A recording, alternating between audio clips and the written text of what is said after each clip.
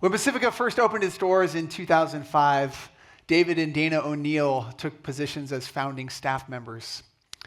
David became the director of admissions, the director of development, eventually the director of college counseling, and the assistant head of school. In 2014, David left to become the founding head of Pacifica Orange County. Together with the team, much of the team that was already on stage tonight, and his beautiful family, David and his team have recreated the Pacifica mission in Newport Beach. 375 students that are thinking and living well on a brand new campus. It's an incredible story. I've known David for several years. I have tremendous respect for him as an educator and as a leader.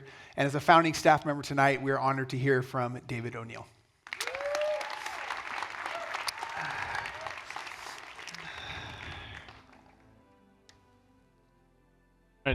To have theme music just follow me around. Well, if I would have known you were all going to be dark, I would have worn my lederhosen, which was my first choice. For any of you who've been part of a startup, you know that electric moment when a small, scrappy team realizes for the first time they've just caught lightning in a bottle. That's what it was like for us in those early years.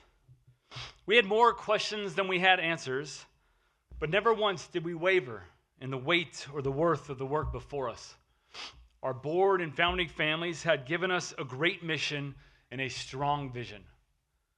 We were going to change our world by freeing a generation of young people to think and live well, one student at a time. I learned that from Jim. And we were going to do that for the good of West Los Angeles and to the glory of our great God. So you can imagine my disappointment back in 2004 when Jim wouldn't give me a job. So to stick it to him, I did what Jim would have done. I quit my other job and just started showing up at the church where him and Joan were working every day. And for 9 months, I just did whatever they asked me. No title, no paycheck, just showing up. In a way, that's what we all did. We gave what we had to carry whatever part of this dream that we could. And we did it because we wanted to bring Pacifica Christian High School to life. Now, eventually, Jim did give me a job. Jim, a job that changed my life.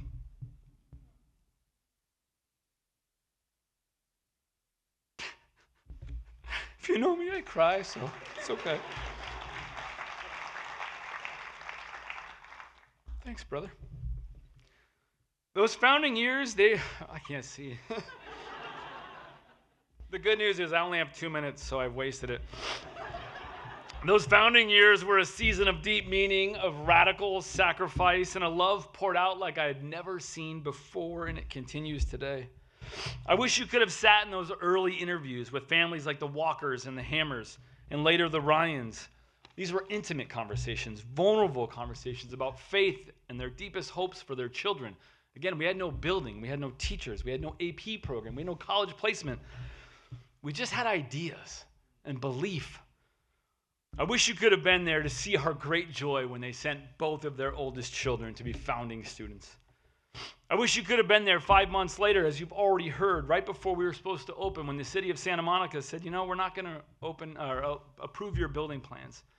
And then just 5 days later, after much prayer, when Pilgrim Lutheran threw open their doors on the corner of 18th and Wilshire. I wish you could have watched those early or walked those early campus tours with me, sharing space with both a preschool and an elementary school. On your right, here's our science and math labs. And over here on our left, that's a 6-year-old who just had an accident. Would you like to sign up right here? Now, one day it actually worked out pretty well because on my left was actually John Travolta. I think they did enroll, but I wish you could have worked in mega office. One room, every employee, shoulder to shoulder.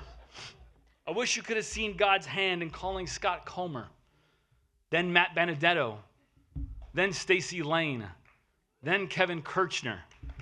Friends, each time at the right time, appointed by Christ himself.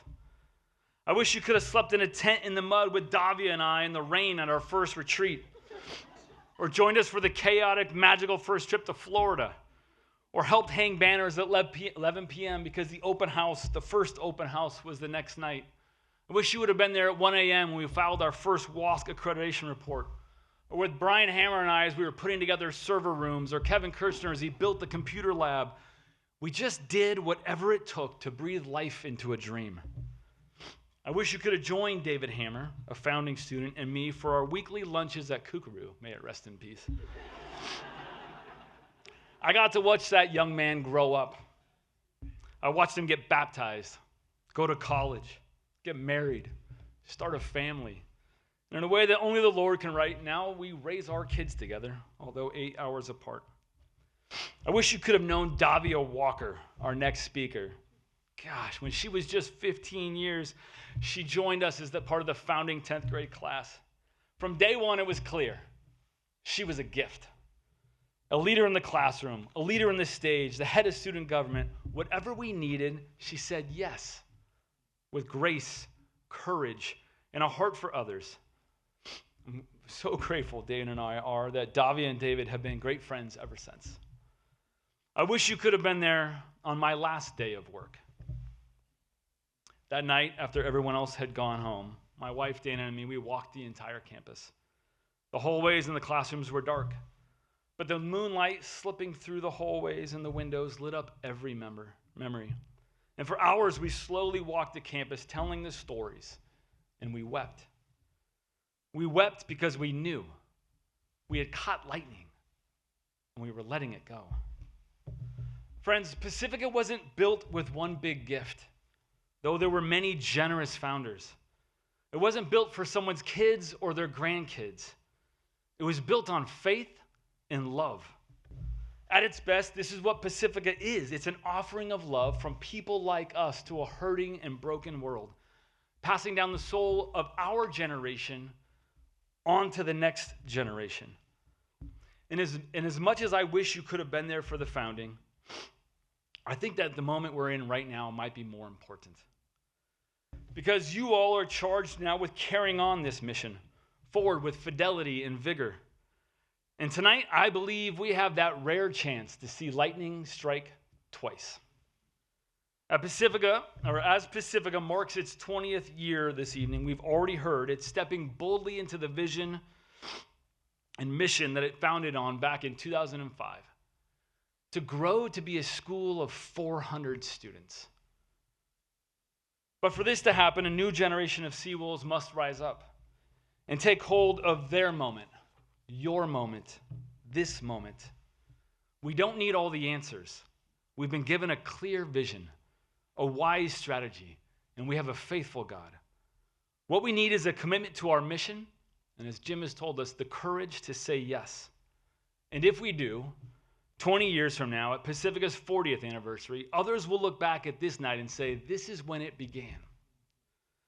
Pacifica has radically changed my life. I mean, radically. It's where I grew up.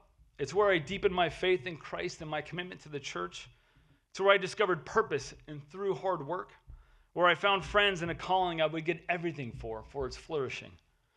And Pacifica has not just done this for me, but hundreds and hundreds, if not thousands of others. For all of this and so much more, I thank you. I love you. And may I say, congratulations, Pacifica, on 20 beautiful years. And may our God bless you for the next 20.